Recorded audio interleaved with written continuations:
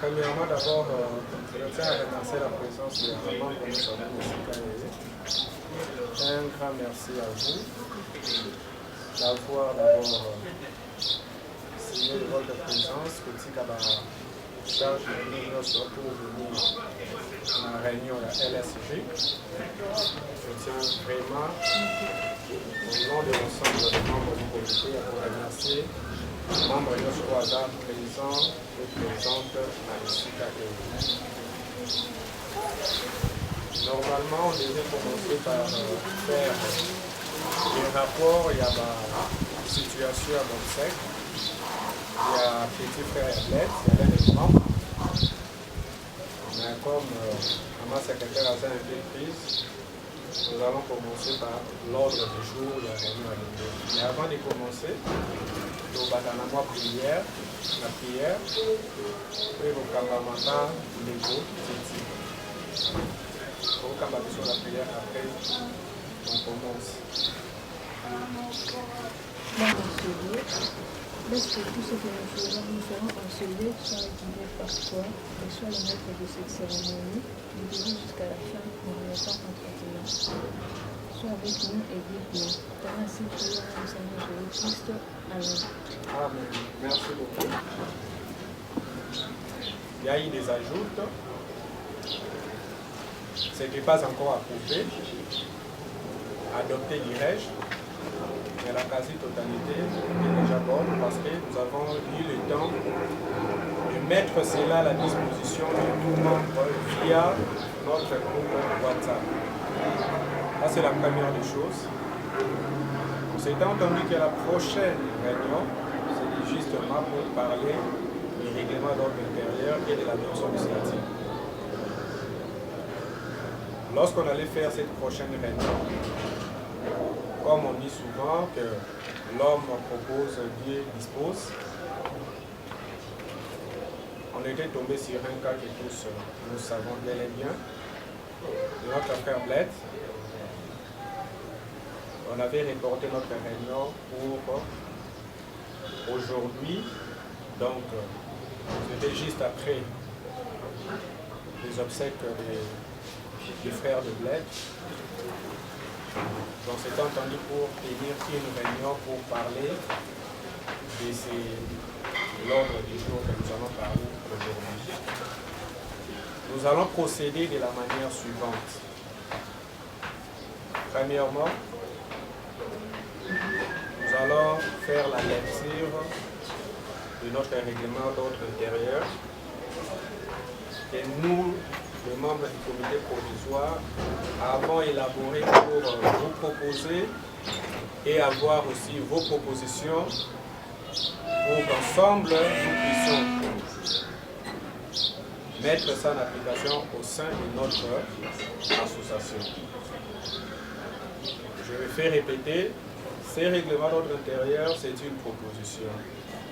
C'est pourquoi d'ailleurs, pour aller plus vite, nous avons mis ces règlements à la disposition de tout le monde. J'avais lancé les statuts. Là-dedans, dans la carte à statuts, ce qu'on a dit, on a un règlement d'ordre intérieur, dans la carte. Et en rapport avec ce qui manque à Koufi, il y a premier décret, il faut la définir un règlement. Nous avons songé de penser à y mettre quelque chose là-dessus. Je vais lire. Nous allons commencer par la lecture. Après la lecture, partie où est touché qui vous comprenez que l'article, le article que vous bandez là, qu'on a tout expliqué, je vais faire la lecture et l'explication du règlement. Je commence la lecture de notre règlement d'ordre intérieur. République démocratique du Congo, lutte pour sauvegarder la jeunesse, en sigle LSG. Règlement d'ordre intérieur. L'assurance et le bon fonctionnement des différentes activités relatives au but et aux objectifs de la lutte pour sauvegarder la jeunesse et pour bien atteindre la sauvegarde de la jeunesse selon nos prescriptions d'objectifs dans le statut, le présent règlement intérieur est l'outil mis à la disposition de tous les membres en vue de départager chaque membre dans son rôle et ses attributions. C et auront le devoir de l'application scrupuleusement. Titre premier. De la création, dénomination, siège, durée, bit de l'objectif et du rayon d'action. Section 1. De la création, dénomination, siège et de la durée. Article 1er. Il a été créé en date du 22 mars 2004 à Kinshasa, capitale de la République démocratique du Congo, une association sans but lucratif dénommée Ligue pour sauvegarder la jeunesse, LSJ en sigle. Conformément à la loi numéro 04/2001 du 20 juillet 2001 portant dispositions générales applicables aux associations sans but lucratif et aux établissements d'utilité publique. Article 2. Le siège social de l'association est situé sur l'avenue Loubefou 6 bis, quartier de l'école, dans la commune de Lemba, district de la Moamba à Kinshasa. Toutefois, ce siège peut être transféré à un autre endroit de la République démocratique du Congo sur décision motivée des 3/4 de ses membres effectifs au cours d'une assemblée générale ordinaire ou extraordinaire selon les cas. Je pense que compréhension Wana, c'est bon. Pour le moment, nous avons songé vous proposer que le siège social est à la Havre. Mais ça peut aussi arriver que nous disons non. Nous allons faire prochainement notre réunion sur décision des 3/4 de nos membres, peut-être par exemple c'est Jossi, ou soit je Bled. Sur cette décision-là, on peut transférer les sièges là-bas pour cette décision et faire établir notre réunion dans ces sièges que nous allons, sur 3/4 de ces membres, décider. De ces membres-là, je dis de ces membres, c'est-à-dire nous, le membre effectif de la LSJ. Article 3. La LSJ a une durée indéterminée. Article 4. La Ligue pour sauvegarder la jeunesse entreprend ses actions selon les domaines suivants. Premier tiré, l'éducation, le social, l'environnement, la santé, culturelle, l'entrepreneuriat, la culture et l'entrepreneuriat. Section 2, but et objectif. Article 5. La lutte pour sauvegarder la jeunesse a pour but celui de sauvegarder la jeunesse congolaise en particulier et du monde en général sur tout le plan qui cadre avec la vie de la jeunesse. Article 6. Les objectifs de l'association sont: premier tiré, sensibilisation de la jeunesse congolaise à la prise de conscience patriotique pour leur développement intégral dans lequel on peut aussi lui appuyer. Pour collectif, pour notre association, on peut aussi faire cela. Comme ceux aussi, on peut aussi faire des entreprises pour la jeunesse congolaise ou du monde en général. Deuxième tiré, sensibiliser les jeunes à l'autoprise en charge pour leur développement intégral. Nous avons, à ce qui concerne ces titres-là, soit ces tirés, nous avons constaté que jusqu'à peu du contraire, plus de jeunes... Les interromps un tout petit peu. C'est juste pour présenter la maman. C'est la grand-mère de Sylvera. C'est parmi les enfants orphelins que je prends en charge. Depuis le mercredi à Kimindaku, donc je suis un peu troublée. Donc on a cherché comment la retrouver. Donc on a vraiment un grand travail. Donc vous devez savoir que LSJ aussi a ce grand travail. Quand on encadre le jeune, le jeune va caprice là-bas, vu l'âge, vu l'entourage, nous sommes dans le milieu là, donc nous sommes habités à un grand devoir, un grand cœur pour tout réussir. Si on va abandonner. Donc on doit se le dire, si on va la tête pour abandonner. Maman, on suit qu'à pendant que j'ai dit. Donc, dès tout ça, lundi, tout le monde, donc, on ne sait pas maman est orientée comment je peux faire il y a un autre qui est fait par Yaboui, des garçons qui est pour qualifier dans le cadre. Donc, on va se présenter, il s'appelle John.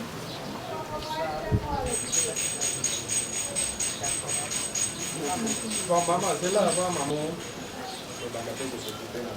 Selon la mesure possible. Mais selon le cas où il y a une disparition et à moi, nous allons essayer de parler avec la photo. On a communiqué pour publier en gros dans chef de l'Union sortie à Kinshasa. Partout dans le monde, il y a une Kényani pour la retrouver. Nous allons à Kamakasi, à Mabongo. Ça, c'est surtout à Zali, nous allons à Salamoni, à Badena.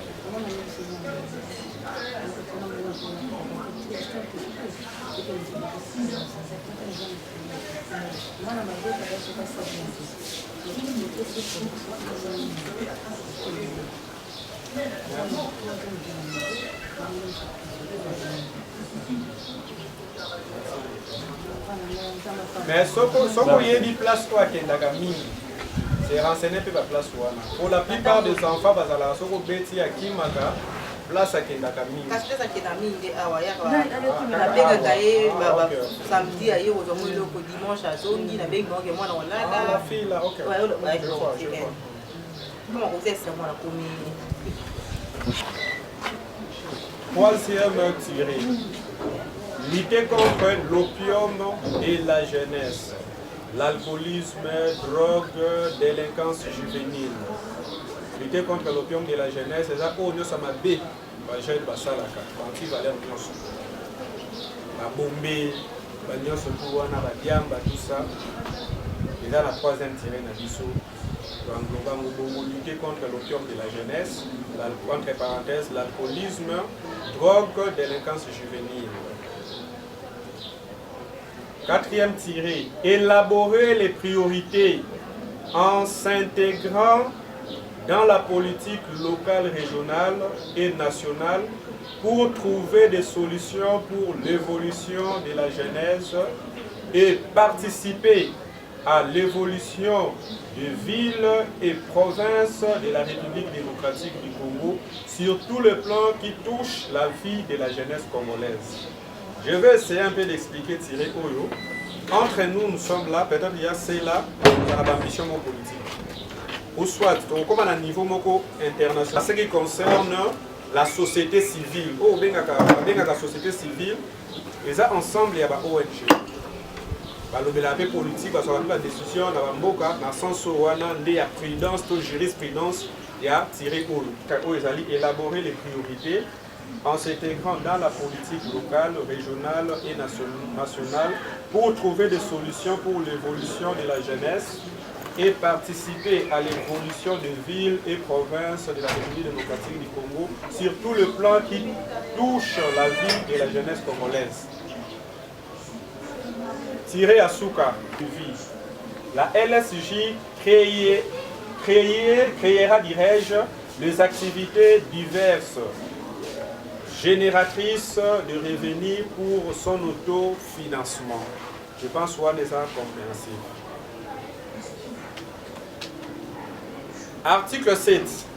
La lutte pour sauvegarder la jeunesse. La lutte pour sauvegarder la jeunesse, LSJ en sigle, exerce ses activités sur toute l'étendue de la République démocratique du Congo et à l'étranger selon les nécessités. exemple à l'étranger, on paie ordre d'émission, paie entre mission, on doit cause de formation à l'étranger, toi qui copier sa conférence sur la jeunesse, la France, ton Awapi, ça vous a ida au Kim. Titre D, des membres. Article 8, la LHJ comprend 3 catégories de membres, à savoir 1. Les membres effectifs, 2. Les membres sympathisants, et les membres d'honneur ou de soutien. Article 9. Peuvent être membres effectifs de la LSJ toute personne physique ou morale qui souscrit librement au statut et règlement intérieur de l'association en remplissant et en signant la fiche d'adhésion de membres. Point virgule. Les membres effectifs sont éligibles, c'est-à-dire avec le poste. Il a la droit de son membre, de surtout effectif à la Article 10. En cas d'absence,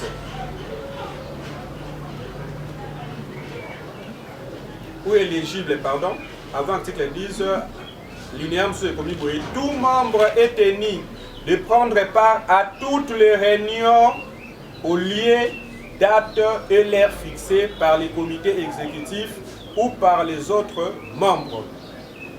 On modifie les statuts. Et 3 fois, se verra sanctionné par les comités si ces absences portent préjudice à la bonne marche de l'association. Article 11, tu comprends en gros? Très bien. Article 12. Pendant les réunions, les interventions destructives seront à éviter. Article 13. Pour éviter les retards de membres à la réunion, le secrétaire. Article 14. Il est nécessaire à ce que la situation financière de l'association soit présentée à tous les membres à l'occasion des réunions financières. Titre 3. Les cotisations des membres. Article 15. Le deux membres du collège fondateur, le membre du comité exécutif et du commissaire aux comptes doivent verser une somme en francs congolais équivalent à $12 par mois. Titre 3, Toyoka. C'est pour nous dire qu'il faut que un bloc dans chaque réunion. Titre 3, vraiment. Parité. Titre 3. Les cotisations des membres. Article 15. Les deux membres du collège des fondateurs. Le membre du comité exécutif. Bisso. Et du commissaire au compte, trésorier commissaire au compte, doivent verser une somme en francs congolais équivalent à $12 par mois. Concernant qu'est-ce qu'il y a un membre comité, dans le collège des fondateurs, chaque mois, doit verser $12 dans la caisse, il y a LSJ. Article 16.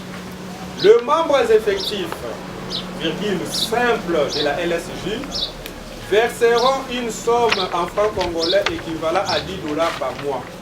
Aux membres non simple effectif. Azali na comité, mais azali effectif, pas membre LSG. Chaque mois, cotisation adoptée sur la caisse, $10. Article 17. Les adhérents à l'association, virgule, après la signature de la fiche d'adhésion, verseront un droit d'adhésion qui sera équivalent en francs congolais de $1 par membre. Membre de la cour d'association, a signé bien sûr fiche d'adhésion, a conversé $1 dans la caisse. On a autorisation, on a signé la fiche d'adhésion en tant que membre effectif. Article 18. Les cotisations seront versés au premier 15e jour du mois pour permettre les comités exécutifs de planifier les charges. On va dire les premiers. Si bah, les 15 déjà, il faut qu'on va s'acquitter déjà dans la caisse. On a un comité et ça. Ma charge, ma responsabilité, surtout LSG pour entamer par rapport à l'activité et autres projets. Article 19. L'exercice financier commence dès l'adhésion du membre. Point. Article 20. Un membre non en règle de cotisation sera exclu si celui-ci ne régularise pas ses comptes avant la fin de l'exercice financier.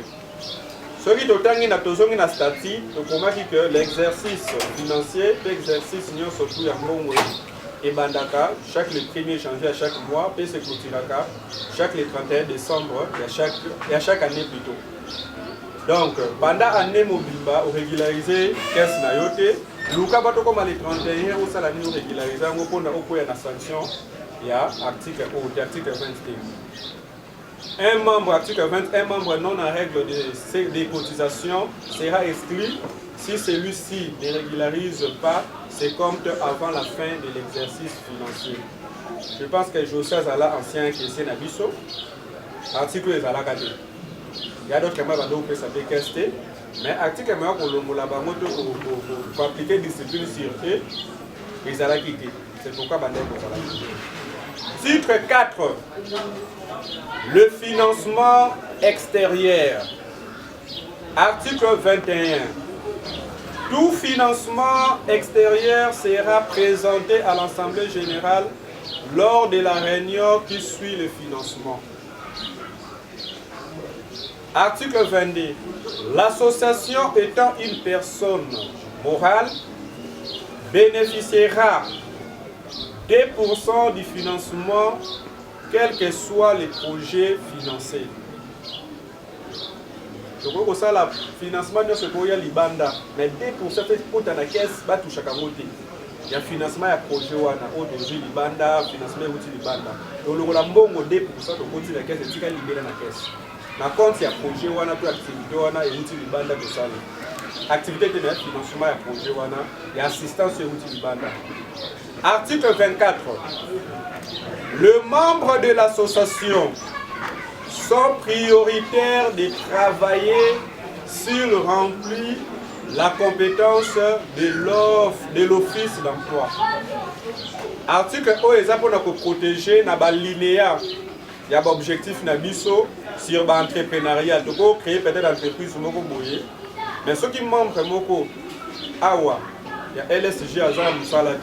Azali prioritaire, il y a voir pour engager Batou, il y a l'Ibanda. L'article Oyo est protégé par nombre effectif, il y a l'article 24. Les membres de l'association sont prioritaires de travailler s'ils remplissent la compétence de l'office d'emploi. Article 25. Toute demande d'appui faite au nom de l'association appartiendra uniquement à l'association. Article 26.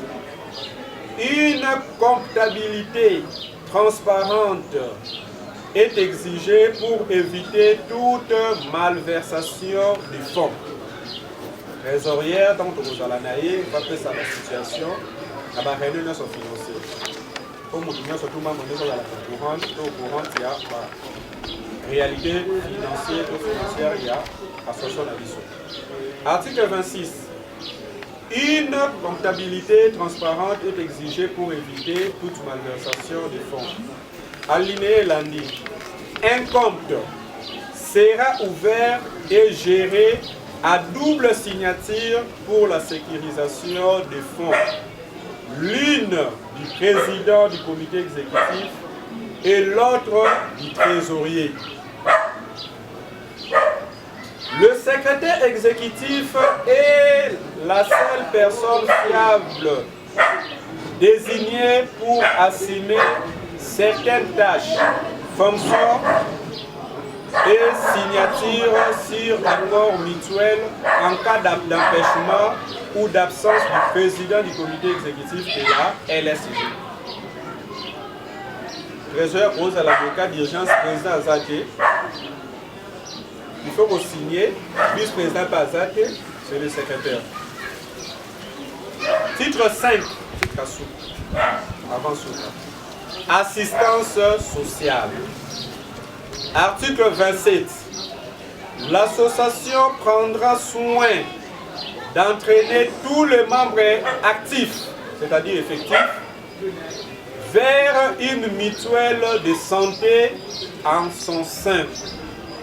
Ainsi donc, chaque membre devra avoir un compte mutuel de santé qui est fixé de $2 par mois, soit $24 par an pour pallier aux imprévus de santé. Dans expliqué l'article 1. Selon vision, il y a conception et règlement OLO, P à stati, P à stati. Nos projecteurs dirais-je, ou sa mère, ou tutelle, famille biologique, hein? On parle de la famille biologique. On fait les legs, tout sert. Cotisation à $10, les blés dans mais ceux qui n'ont pas fait les papa, tout maman n'a tout tutelle, nous avons beaucoup d'angaï. Par membre, nous surtout va cotiser $20. Premier degré. Point 2. Différence les autres pour les parents, bon, article à lobby boye, article Oyo, et article 32. Le membre actif peuvent être aussi assistés en cas de 2 points. Point 1. Décès d'un membre du premier niveau, c'est-à-dire degré, de la famille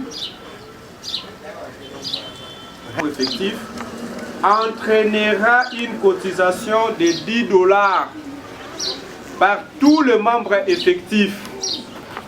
Mais si un membre effectif, tutelle, vous faites la papa na maman, vous faites la femme une somme de $20 fera l'objet d'une cotisation par tous les membres. Je pense proposition pour la soumettre à mingi na règlement de yakwe wana. Ba monta on a wana. Là on parle de la famille biologique, élargité biologique. Premier décret. Vous faites une décollée qui va monter sur côté $10. Ceux qui plissent, ton sortir plus soit un problème détaillé mais pour comment mina statut na règlement c'est $10. Mais ce que vous faites les papa to maman, maman on soit cotisé $20. Faire sa vie, la LSUJ va se référer aux dispositions statutaires. Nakata stati et l'obéli à moi.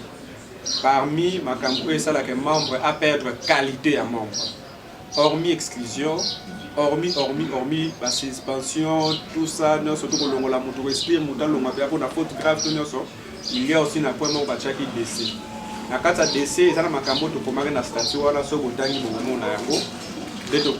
Mais na souka ya de logo moto komiana assemblée générale peut ko sala moi débat moko ouvert sur ça. On a des fonds de l'association. Une réunion extraordinaire de membres est convoquée. Nous avons dirigé pour qui vika il pour notre association. Pourquoi convoquer la réunion? Que aussi, tout le principe là, tout le sont le membre effectif, tout le membre comité. La détourner une réunion doit être convoquée. On a relevé la série à nous. Article 34. Si les coupables n'arrivent pas aux aveux, il est révoqué tout en restituant à l'association le bien détourné. Article 35. Après un mois de non-application des dispositions de l'article 34, la victime est sujette à une poursuite judiciaire. Titre 7. Élection et mandat du comité exécutif et commissaire aux comptes. Les élections sont organisées à la fin de chaque mandat selon les dispositions de l'article 23 alinéa D du statut de la LSJ pour une durée de 2 ans renouvelable une seule fois. Élection comité exécutif, na commissaire aux comptes. Totangi article 23 et statut que vous allez organiser selon la disposition wana. Nous allons avoir un téléphone déjà. Article 37. Tout membre du comité exécutif exercera sa fonction tout au long du mandat, sauf en cas de faute lourde ou manquement grave dans l'accomplissement de sa fonction. Par exemple, on a président Boyena, il dit bon, on a fait exemple. Tout membre du comité exécutif exercera sa fonction tout au long du mandat, sauf en cas de faute lourde ou manquement grave dans l'accomplissement de sa fonction. Sinon, il est suspendu pour 3 mois. Avant que la démission elle est suspendue pendant 3 mois. Article 38. Un mandat de 2 ans est accordé avant de changer l'équipe. Avant de changer l'équipe, mais un membre peut jouir de 2 mandats, dirais-je, s'il est réélu. À postuler sur la réélu. Donc ça, je pense que vous comprenez une nuance. Avant de continuer l'article, il y a une nuance dans ça, dirais-je. Un mandat de 2 ans, selon loi et logique, comité exécutif et commissaire au compte, ça la 2 ans pendant la voter. Bazan a droit à ça 2 ans. Selon l'article 1, un mandat de 2 ans est accordé avant de changer l'équipe. Mais un membre peut jouir de 2 ans, de 2 mandats s'il est réélu. Vous comprenez? Voter, vous avez le droit à 2 mandats. Vous avez le droit à vous allez là pendant 2 ans, après 2 ans, vous avez fait que ça la nini, vous postez les sous-sous. Vous avez les sous-sous, 2e mandat, il y a 2 ans. Merci, Koyo. Bon, vous allez d'accord, il y a vous allez, vous avez 2e mandat, il faut pas élire une élection. Mais il faut que vous postez les sous-sous. Vous avez le droit à poster les sous-sous. Après que vous postez, vous allez élire le droit des actions. Vous continuez. Pas d'accès au 3e mandat, sauf le président ou le membre initiateur du LSJ peuvent jouir d'un mandat indéterminé si ses responsabilités dans les comités exécutifs sont bien assumées avec succès. Fena Bakissa Awa fera l'objet d'un débat à l'Assemblée générale. Par exemple, nous avons la présidente de la LSJ là, Nancy, la présidente. A travaillé tellement très bien Mandana Liboso. De voter les sous, a travaillé tellement kitoko. Mais Anna, et là comme moi Zolanda, n'a fait un mandat naïe. Et c'est très important pour nous. Signature n'est pas tawana pour nous accepter un pour importance de l'association. Mandat pour nous accomplir et l'autre wana doté. Et les articles moka la jurisprudence. Les articles moka la jurisprudence dans sens wana. Mais après côté que la wana il n'y aura plus d'accord. Il y a qu'au postuler sous pour le quota, na mandat, na poste wanaka. Soit tu changes de poste. Article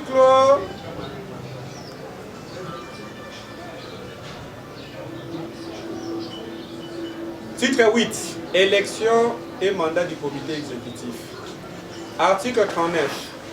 En cas de mutation ou décès du membre du comité exécutif, celui-ci ou sa famille bénéficie 50% de sa part au capital social de l'association.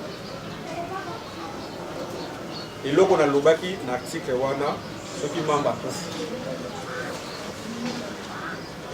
Na mbongo tozala na association. Ce que le nombre de surtout, barné à 50%, membre de famille n'a pas bénéficié de l'année. Hormis les cotisations de Rossal. Article 40. Tout membre démissionnaire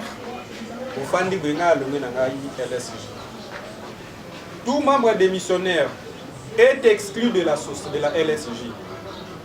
Ne bénéficieront de rien. Point. Article 41. Peuvent subir de modifications à la demande de 2 quarts de membres de l'Assemblée générale. Article 42. Les dispositions non prévues par le présent règlement intérieur font l'objet d'une concertation interne. En cas de conflit, la résolution à l'amiable, soit la résolution à l'amiable, 3 fois tentée, sans succès, les juridictions de la place seront saisies. Qui n'a pas de trouble, désordre à ma casse, désordre scientifique, il y a des débats à niveau à la télé, comme des désordre à Tumba, au fond d'Aboué, ma petite, passé à Bata, et puis on a zone aussi, des désordres à Jarabogo. Malobé, il va rappeler un article. Bozoyo Kakakati. Là, nous allons trouver à Bozalapé, la juriste naïe. Parce qu'après avoir, avant de promulguer, mais avant de promulguer, oui. Pour les cas, na moi l'issue, il y a un juriste, l'estimation de côté en vigueur, le comité pour remplacer l'issue et côté, na vote, na élire bango. Donc songer au Luka, la juridique, ata moko tomi balé o ko bata kozala quand même pour la de la biso na makambo moko domaine juridique en cas de problème avec l'État ou sur le l'article wana le présent article 43 les présents règlements intérieurs entrent en vigueur dès la date de leur signature. Fait à Kinshasa, date wana comité exécutif. Secrétaire rapporteur Princilia Kimwanga, président Vicky Mantouche Mukwayanzo, collège des fondateurs, fondateur M. Bedel Lukumu, cofondateur Vicky Mantouche Mukwayanzo, membre effectif présent à l'élaboration des Tokomba Komba Batunion surtout, pas possible. Présent à l'élaboration. Oui, vous allez présenter, comme vous allez faire, mais présent à l'élaboration. Ça se passe toujours comme ça. Je pense que la première étape dans l'issue de la lecture, il y a statut, il y a l'obaki, il y a l'obaki, mais avant de l'extérieur, ceux qui maman secrétaire vous allez voir les canisa pour bâtir ça, après tu l'extérieur, pas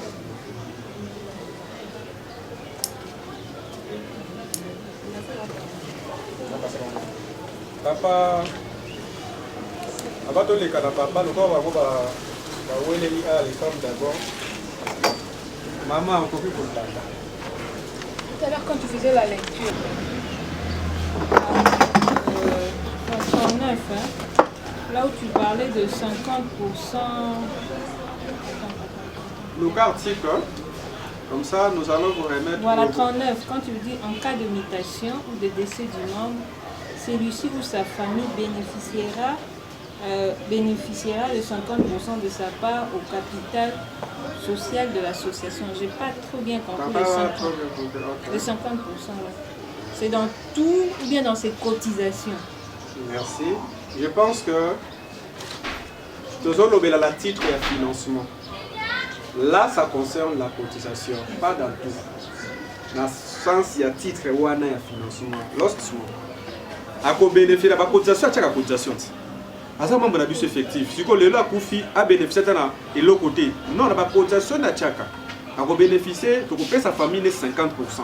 Hormis au biso de ça en dehors de la cotisation comme cotisation, il y a remettre il y a bâtir ça à 50% dès la sens où parce que faut membre quand même à ça membre effectif, il faut azana intérêt belé na kati ya association a bénéficier de makambo belé apporter l'été makambo belé et na sens wana. Auparavant il y avait pas ba idée o ya ko la filer na centre moko to na hôpital moko ce membre belé, mais actuellement nous sommes déjà des majeurs, donc on peut prévenir que guérir. Nous devons prévenir que les hommes na ko ya malade grave to nini. Mais na biki na hôpital nanga au LSG ça filet sur notre traitement qu'on a. Je pense na ba structure nyonso association entreprise nyonso o ezali bien administré et le connaît ça na kate. Article 23, j'avais sauté bien sûr, on parlait de financement extérieur. Article 23 de Komi Boui.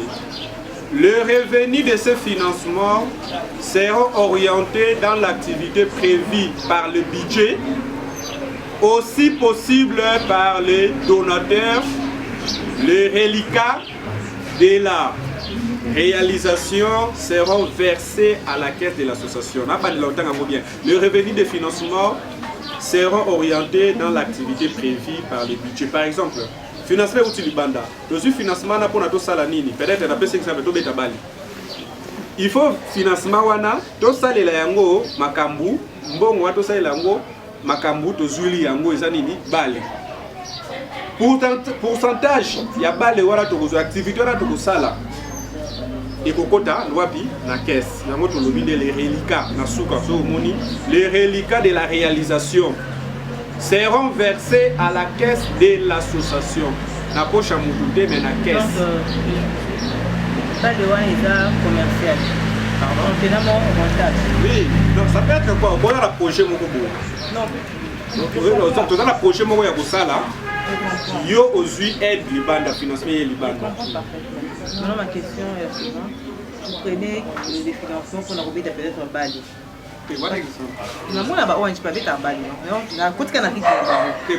Peut-être aussi financement pour créer entreprise.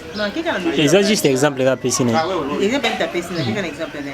Pour tout le monde a pu ONG bédi ba petit balle contre ONG. Dans na ils a gagné il a gagné bon. Il va bêta bon, deux après la divertissement. Non, bon, je pense que je pense que ce que Tanguy phrase très bien. Les revenus de ce financement seront orientés dans l'activité prévue par le budget. C'est-à-dire que ceux qui comité pour aller rendre visite à ma malade ou qui offrir bon revenu dans vos années. Non, c'est-à-dire quoi? Au financer nous qui vont soutenir orphelinat, qui vont maman à l'hôpital. Rentabilité dans vos années. OK, merci beaucoup. Quand on rentable peut-être financer peut-être on est dans moni ONG à ça lui ferme. Son espace ça lui ferme. Peut-être un nouveau ferme on a revenu là-haut. Merci beaucoup. Dans le cadre il y a soutenir le faible ni là vraiment. Il n'y a pas de revenus. Bon, merci. Revenus peut-être pas au tapan zambe. Nazoli ngana expliciter un peu explication pour la compréhension à ma casse déjà. Oui, j'ai dit ceci, c'est là, j'ai dit ceci. Les revenus de ce financement seront orientés dans l'activité prévue par le budget. C'est-à-dire quoi? Si on a une statine à Bissou, si on a connaissance de statine à Bissou, on a un téléphone. Dans le comité exécutif, va voter. Ça, là, on va bengi projet, plan d'action. Plan d'action, dans le sala yango, trésorier au sala état budgétaire. Il y a chaque activité. Si on a sali état budgétaire na yango. Donc, comme on a date d'activité, on a exemple, la PCK exemple kaka. Pas activité, nous sommes toutes les 5 revenus. Non, il y aura de ces activités-là, revenus kota. Ce qui est un super exemple, kaka ya balé wana. Par exemple, dans un exemple à balé, tout le monde est au bête à balé, là peut-être Peter. Dans le groupe, il y a Peter, comme Peter. Tout le bête à balé. Pour la balé, 5 biso, $300 pour t'organiser. Mais, dès qu'on a besoin de principe, à ce financement à $1000. Mais balé wana c'est $300. Tout ça, les $300, les restes, bah reliquat, bah reste. Et continue à nini to verser à mon caisse, n'est na sens wana. To, bah bénéfice, il y a entreprise to ça la soit projet ou créer entreprise pour na éco tambongo et aider tout ça la comme nene. Bah bénéfice, bah reliquat, bah bénéfice kaka, bah bénéfice. Là on parle de terme de bénéfice et faut nini na caisse, na sens wana. C'est-à-dire fondement ces autres libanda extérieur et continue association. Mais ce qui est tikali par rapport à rapport à activité ou écoute tout sali. Mais tikali na bénéfice, na surplus.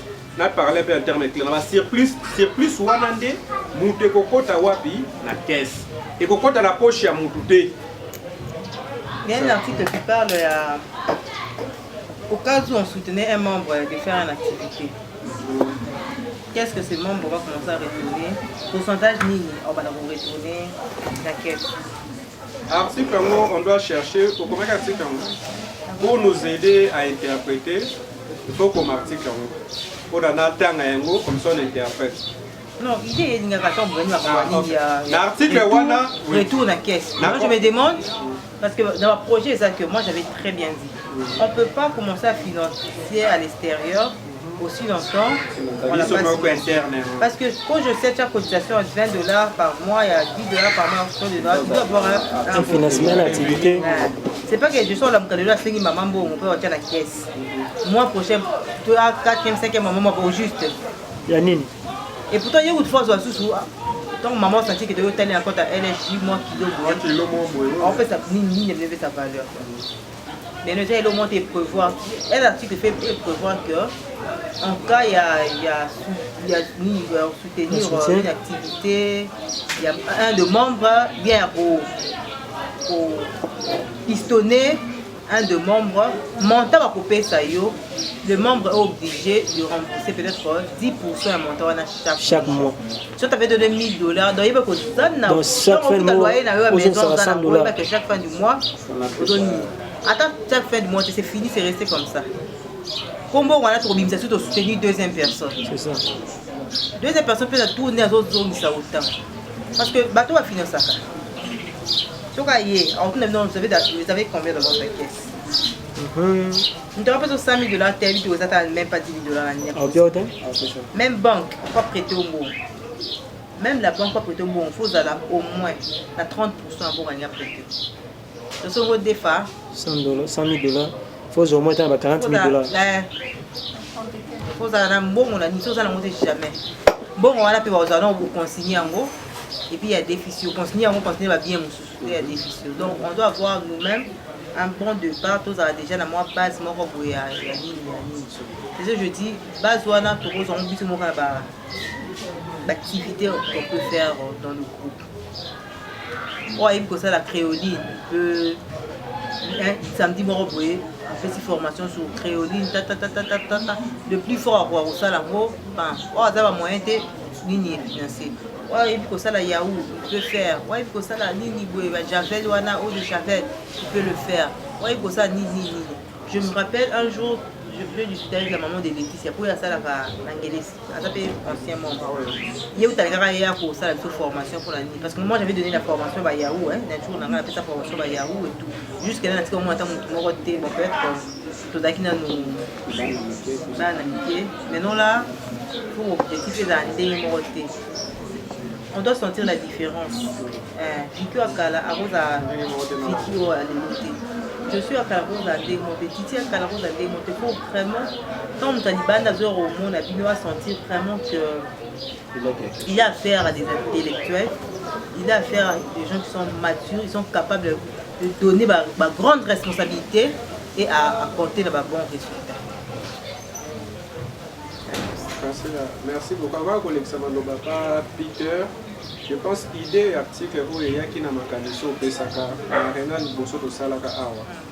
Sur statut, je dois l'écris ou les alliés déjà, mais dans 4 articles, on a ceux de Tangi, on a statut. On a statut est la constitution. On a 4 statuts. Au moins, on a 4 articles, on a Mingi Oya Lobby. Les alliés mentionnés, dans terme un peu, pour le dictionnaire, doivent être interprétés pour nous comprendre bien. C'est-à-dire quoi? Lorsqu'on dit, d'abord, il faut que ça là, les Japonais, pour mettre en application dans le comité Kokota. Ce qui est le comité côtier, c'est un projet. Mais en soi, entre nous les membres, chaque membre a un projet personnel à venir. On ne peut pas non, à proposer dans le comité exécutif que on a besoin de ça là, revenir dans le comité et Kokota na étude ya projet na yewana. Après étude, ndé boya ko sala nini, pour décider ce qui va financer membre wana doté, pe ko lobela sur ba modalité ya ko retourner mbongo wana. C'est na sens wana ndé to komeka ko nuancer na article wana et loko mo va jara bongo. C'est modalité et loko na statut peut-être ça mingi clair. c'est un peu clair. Parce que nos alliés, ça te donne qu'à réunion, on peut s'accorder $10 chaque mois. Mais on a le projet, on a besoin de ça, il y a un personnel. Projet d'ensemble est au comité pour ça, la plan d'action est année, il y a mandat, il y a président, il y a un comité, non. Mais projet personnel, il y a vie, il y a alliés. Mais nous, étant que LSJ, il faut qu'il y ait un peu pour épauler un projet. Il suffit qu'on ait un moyen de défense, là, on défend un comité directeur, on a un comité directeur ensemble. Le comité Kotikala est décidé, après ça, il a décidé qu'il va payer son bon ou nos aussi. Pas sûr. Pas sûr selon la modalité de ce qu'on signe, on a un papier, nous sommes ça, on a pour ça. Malais, mais tu as aussi sa somme. Peut-être que tu as moins intérêt, peut-être à $10, même sans intérêt. On peut faire ça. On peut même sans intérêt parce qu'il faut à la banque Lambert. Mais aux hommes, ça caca. Mais soit on a l'intérêt pour la caisse peut bénéficier. On peut faire ça, on peut organiser l'article dans le sens où on a passer la PSI. Je pense que c'est bon, non? La PSI, c'est bon. Bien sûr. Peter, on va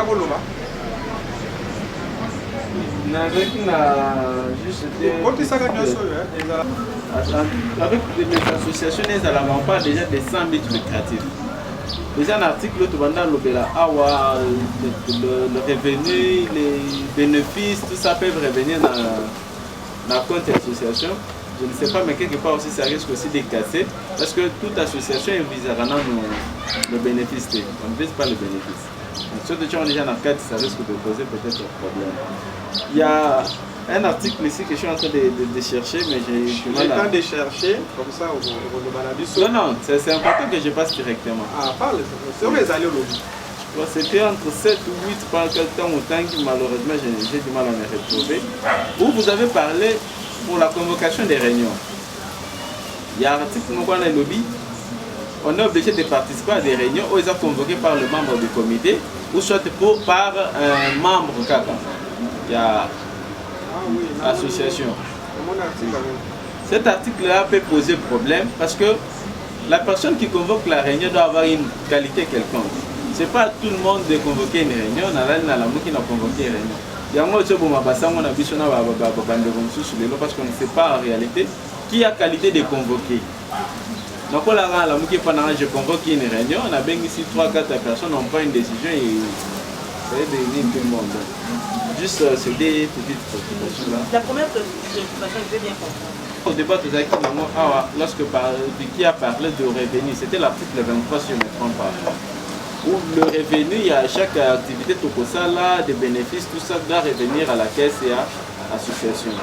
Mais lorsque tu as là-bas, ASBL n'est pas fonctionnel. Lorsque vous mettez des buts lucratifs, donc on cherche quand même à avoir des bénéfices et tout, ça ne cadre pas vraiment avec... Si je comprends bien le bénéfice qui a évoqué, vous travaillez sur $100 000, vous utilisez $80 000. Les 20 000 restants, qu'est-ce qu'on peut faire de ça? Selon vous, une idée. On va mettre dans la caisse. Mais supposons que vous êtes devant un partenaire qui doit vous financer. Lorsqu'on entend déjà parler de bénéfices qu'on peut faire sur la sécurité, peut-être qu'on ne peut pas le mettre dans l'article. Dans l'article, ça peut être dans la compréhension des membres, mais dans l'article. Je vais au CEP de répondre d'une manière juridique et en fonction des ONG. La loi de notre pays, ou soit de tout au l'État, et puis ça pour le fonctionnement de l'ONG. Bien sûr, notre association est un but lucratif, ils ont 100 buts lucratifs, parce qu'il y aura des activités comme pour que nous rendions la visite à l'orphelinat. Nous allons dépenser. Pour que nous organisions la conférence pour nous éduquer les jeunes, nous allons dépenser. Mais dans le cas de la statine, on peut prévoir que malgré que nous dépensons, mais on doit avoir aussi des entreprises pour créer des bilans pour atteindre l'objectif. Parce que l'entreprise pour créer, il y a des revenus pour ça. Les revenus sont des revenus qui sont obligés que Bissot doit pas parti politique. Non. Non.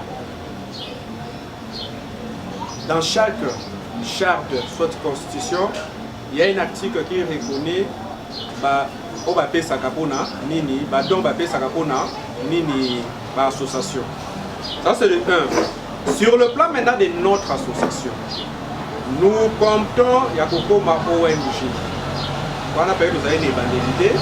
Pour autant de statuts, c'est bien défini. Nous comptons Yakokoma une ONG. Notre champ d'action est allé tellement vaste que même quand on a biso, on a LSJ pour continuer. Na banina, il suffit de fondations à la malam. Tout prévoir. Parce qu'on ne peut pas écrire que on n'accepte pas que Mouta ait des bisous. On accepte pas. Tandis qu'il y a un article moko, il y a un statut dans le règlement il y a les catégories de membres. Il y a 3 catégories de membres. Les membres effectifs, sympathisants et d'honneur ou de soutien. Si on continue à statut, va définir membre de soutien. Et ça, tant au comité pour Fanda, on dit qu'on a membre d'honneur, membre de soutenir l'action à LSJ. C'est tout à fait normal qu'on veut organiser une activité où ils ont cadré nos objectifs qu'on demande de l'aide à nos membres de soutien ou soit d'avoir des financements extérieurs comme toute autre ONG. C'est dans ce sens-là. Et dans le sens que nous autres travaillons pour l'idée de gagner Bambongo. Non. Au contraire, notre but, c'est que nous avons et zali pona pour lutter pour sauvegarder jeunesse. Sotangi bit na biso awa, tanga ngo penza bien en tête reposée. Là, il n'y a pas un problème. Mais lorsque non, c'est prévu. Article là c'est prévu dans ONG Nyon surtout ezalaka. On appelle ça la jurisprudence. On appelle ça dans ONG Nyon so. Boboyo kaka que bazaka financement na bango pour na ba atteindre to ba sala activité na bango. Grâce à ma partenaire dans bango. On peut avoir des partenaires, par exemple, on a fait cet exemple. Quand on a visité l'eau, quand on a placé, parce que lorsque on offre, soit aide quelque part, on a écrit dans carte statut doté. Avant de légaliser, il faut surtout au niveau de l'État, il faut nous la carte parce qu'il y a changer, pour légaliser le comme sous la statut, il faut copie pour information qu'on a.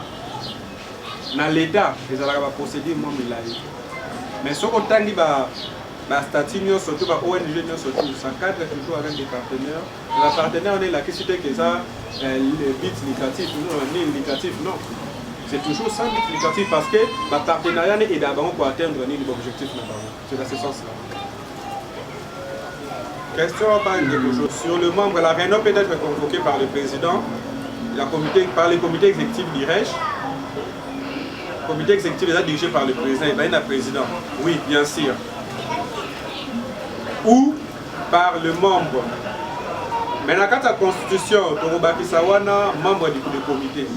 Dans le statut, réunion qui est par le comité fondateur.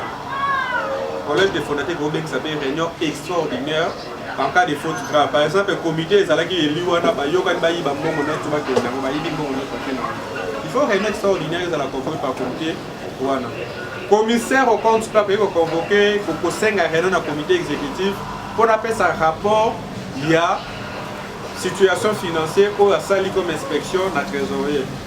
Dans la réunion assemblée générale. Ça signifie que membre du comité, les restes c'est des comités. Le rôle à la coutume, c'est le comité exécutif à travers son président qui convoque des réunions de l'assemblée générale.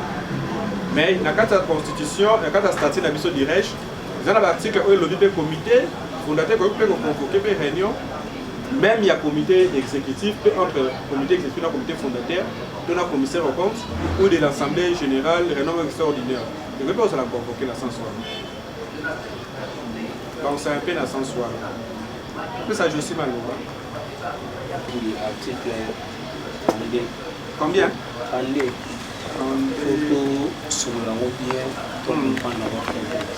L'article est donné à Koloba. Moi j'ai préféré correcter les langues sous et quand l'article est modifié, on s'est retrouvé que dans l'article 13-14, déjà. Mais l'article 32, il faut tout cela bien. Beaucoup fait là, c'est bien bon. Moi, je suis papa, maman, les qui bien yaya, bien moi, on a eu bas à niveau là, bas à niveau ceux qui oncle, tante, peut-être, par exemple, à un niveau assez, pour moi, je pense qu'il y a posé vraiment problème. Mais il y a des choses pour moi, dans l'Assemblée déjà, on décide. Voilà la raison. Majorité, les nous devons décider. Autant on dit famille biologique. Préoccupation, Papa, maman. Non, et là, José Azoloba. Proposition à lobby, ça peut être très capital. Il y a tant à tangi à Tchekara, papa la maman, bana, au Tcheto. Bon, on a lobby na. Bon, normalement, il faut avoir un premier décret, non? Premier degré. Mais ce que je Il y a un premier degré à détailler à papa la maman. La maman beaucoup. La maman beaucoup. Pour ceux qui ont fait la. Non, j'ai dit ceci. Pardon.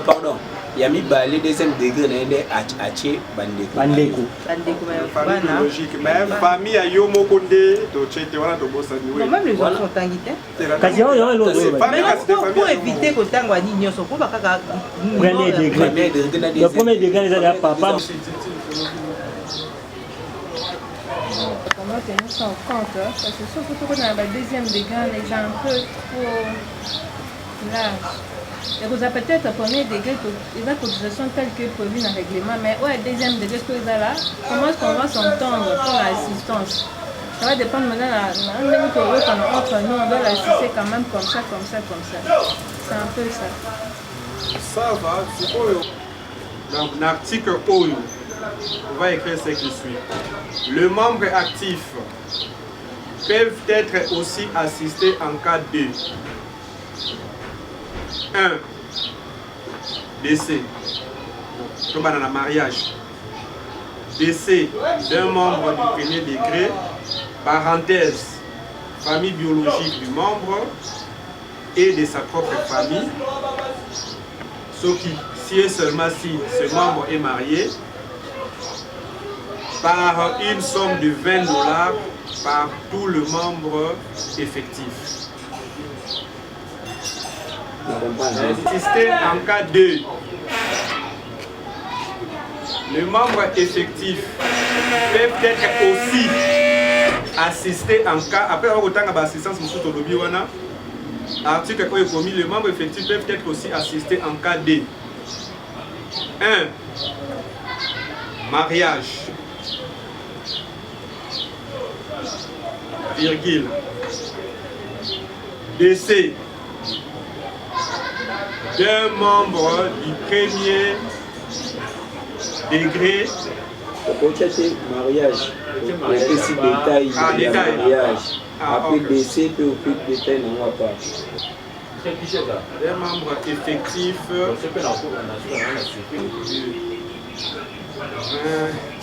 Ah, ça, anniversaire de balle.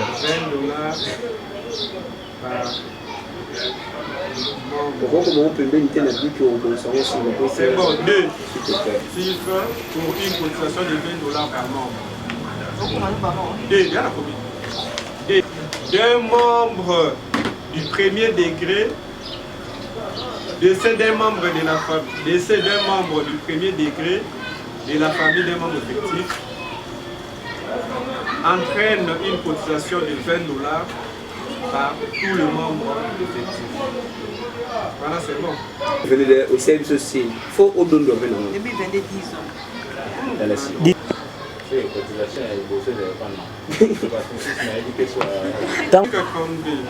Les membres effectifs peuvent être aussi assistés en cas de 2 points, en cas 2 points du mariage d'un membre effectif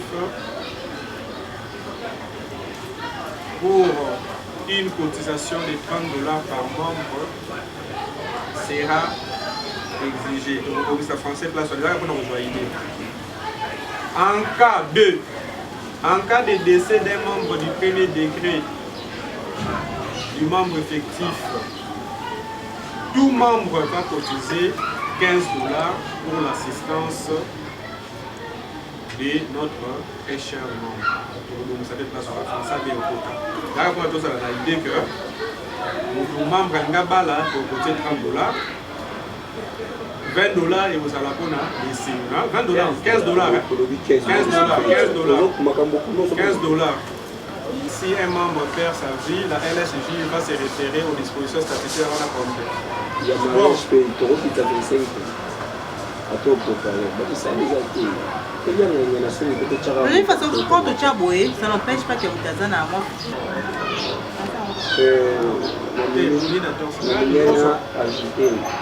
Pour modifier, avant tout le point final, tout le monde a besoin presque de comment on a déjà membre de mon à l'ouverture de mon ils ont très très peu. Tant que Biden a dit que ça a limité les situations, à mon temps, il faut avoir fait. Ces membres à Sengen a vu l'absence de l'amour. Vu aussi que nous sommes en train de travailler sur le règlement, je voulais demander à la semaine au Kuna pour permettre aux membres de choisir dans un lobby là, au cadre une fois pour tous sur le statut d'un règlement. J'avais songé au cadre de l'eau, mais je préfère au cadre semaine au Kuna pour adopter sa ligne passe dans la juriste pour avoir ça l'étude pendant une semaine. Nazo senga celui de Rocha réunion samedi et bon, le là déjà n'a pas quoi l'autre lobby, bon lobby je pense. La routine dans le sous-statut proprement dit dans le règlement de la groupe. Comme Moutou na Moutou, même en privé, oui, en privé, oui, en privé c'est bon. Comme Moutou na Moutou, Atanga, Amanyola, pour Aïa, pour ça la nini, ça veut dire que vous allez et vous allez lecture de sous-souté. Et vous allez, Moutou n'y a surtout à l'oba substantif, vous allez ça va l'oba, à l'oba substantif, dans le règlement. C'est pour y avoir mon ça. De quoi comprendre, de expliquer. Celui de l'équipe malamoko. C'est pourquoi nous sommes ceux qui sont bougons, ça veut dire qu'on est de l'eau sans la réunion. Mais tu peux dire ceux qui 3 semaines sans réunion, et là tu es au sein là, tu c'était sous. On va lancer un râteau à un prix. Parce qu'il y a des gens au Fobaya, mais pour l'instant, moi, les gens ont été pour aussi sur le statut. Et bon, là je vais poser ça avec toi après. On a eu un moment où je n'ai pas aimé, là je suis rendu sur le tous à la bomoko, tous à la commune qui dit ça, il faut tout avancer. Bandeko Baoya, Babuzo Banabiso Libanda, tous à la Nabiso Nabango Libanda. Mais tant que tu fais avoir tout plus à Moutouna, Moutoufaler, Nandenge Mutalingaka, Bamemela. Vitu zawana libanda na mtu mulungu na ndio. Tangu na obe mo president naza mkolo nao naza masa nao na chango nalo à côté. C'est qui est important tu es mon président. Et président il faut ozala na ba charisme mususu pe na ba présenter alobali basuka. Biso de ko imposer ote.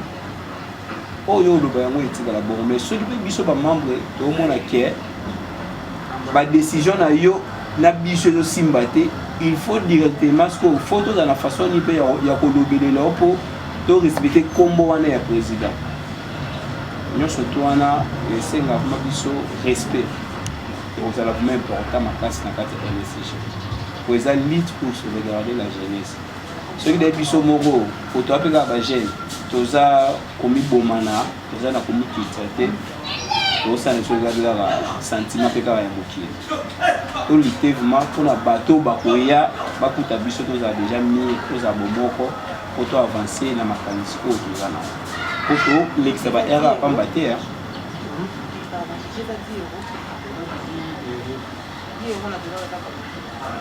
ça veut dire entre biso on va de pas faire la concile la OK fait pas tout ça faut que ça na ba idée donc vous na les démos nandeko na ngai fona keluke na palais nyonso twana esunga biso po avancer respect surtout au rang secondaire to se respecter vraiment et va bien en place.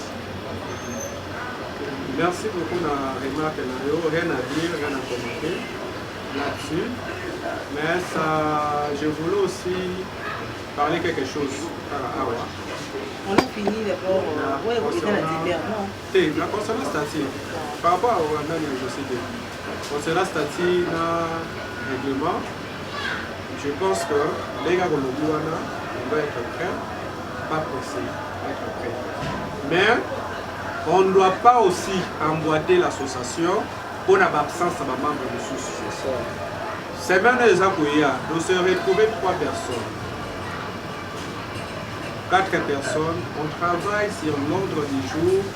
Décision est au fan Nawana et vous allez signer par le membre qui seront présents et on passe à autre chose. C'est aussi avantageux pour nous de respecter les normes. Sous indication à Moutou, mais on travaille sur base de la connaissance au mission de tout ça, pour ça aussi. Dès toujours au travail, Moutou n'a surtout dit ma préoccupation à c'est pas pour rien. C'est pas pour rien sacrifice à Gomé Kédéga. Sacrifice au ça, il faut Moumanango et ça la dit les bottes. Moumanango et robot à ceux qui pour atteindre l'objectif de l'issue. L'objectif de l'issue est d'aller au besoin pour la ça la même statistique avec le l'issue. Dans nos 5 appétents, semaine prochaine, 12 à la 14h juste. Malgré ceux qui mouillent à ma case de combat à 15h juste, mais il y a des bonnes à la discussion lecture. Non. Nous allons passer directement la parole à l'Assemblée pour après l'élocution, maman, secrétaire, vous faites ça pour un rapport et à réunion à l'élo. Pour les camarades ensemble pour lever la cire, statique, un règlement. Par le massif, pour la on a tout promulgué à moi. Je pense que là-dessus c'est bon. Après, merci pour la remarque. Dans ce cas, on voit statut dans le la routine d'un égal lobby privé, la routine de la mouvement surtout statique. Statut dans la routine d'un an, c'est ce qu'on continue règlement, on va continuer la partie. Et la routine d'un lobby, c'est la routine nous sommes. Mais concernant la caméra de lobby les jours, on voit le lobby. Mais entre nous, il faut que nous ayons la casse. Comme ça, quand on peut savoir, on a tout atteindre l'objectif. Il y a des lots comme on dit de la force. On doit vraiment s'aimer. Dès qu'on l'a dit, ça n'a pas moment et c'est un peu impasse, il faut qu'on l'a dit, ça n'a pas de temps. Il y a un développé aussi la force. Comme on dit, les lots, elle a touché les alliés. On a reçu dans le final de la casse. On a reçu dans la société, parce qu'il y a l'amour, malgré fonctionnalité de la quitté. Mais on se voyait, il y avait l'amour dans nous, soucis, on est à la quitté, nous avons sali kaka. Elle est chez eux. Et tout le temps là, en termes de volume. Et tout chaque année, on a le sang. Parce que tu as remarqué, tu as que il y a comme l'amour. Tu veux dire ça, les mots. Il y a toujours ma porte. Habitude, par mon diable. Après, on dit ça qu'on a beaucoup. Mais je sais qu'avec les diverses prières de tout un chacun, nous allons atteindre l'objectif. Avant de retirer la réunion, invité membre à Nini avant l'examen de la part précise, avant de bâtisse, on a mobilisé dans la réunion. On a tout bâtisse. Madame Titi, représentée, Ndeko Peter, représentée, Ndeko Josie. Il y a un autre chose à voir pour moi. Il y a un autre chose à voir. Nous avons un bichot de bon baron du sommet. On va faire une bande au sous pour faire une musique à Baya. Pas comprendre que nous avons un bichot. Ce que nous avons un bichot et les candidats. Nous avons un objectif pour nous faire par la main déjà pour nous faire le temps. Merci beaucoup. Merci. Et le règlement d'ordre intérieur, lecture nango, nous suivons par point, tout par rapport, par point de vue, il y a membres nous surtout présents à la réunion, il y a les lots. Pour la prochaine séance, les alliés samedi à Salon de Zambokota, Awa, la siège sociale, Nangonga, il y a 14h30. Merci beaucoup. Au Bandé dans le Sambo, au Bosuka, au Bosuka qui s'appelle dans le Sambo, au Ngamokonoko, conduire. Ceux qui vont moni, baso film, Gabilo, Konyo, sur les éléments, sur les abonnés, nous avons l'archive, la solo. Donc, Angamisu. Merci Seigneur Jésus-Christ de nous avoir donné ce temps de nous réunir entre nous membres de la LSJ, merci d'avoir envoyé de l'Esprit Saint pour nous assister du début jusqu'au terme de notre réunion. Nous laissons tout membre de la LSJ entre tes saintes mains, afin que tu puisses leur donner de votre protection céleste, de vos grâces, que tu puisses nous donner et des dons et des bénédictions. Nous laissons notre association entre tes saintes mains et nous te prions de nous guider à atteindre notre objectif et notre but. Nous t'avons ainsi prié par le Christ qui vit au règne maintenant et pour le siècle des siècles. Amen. Merci.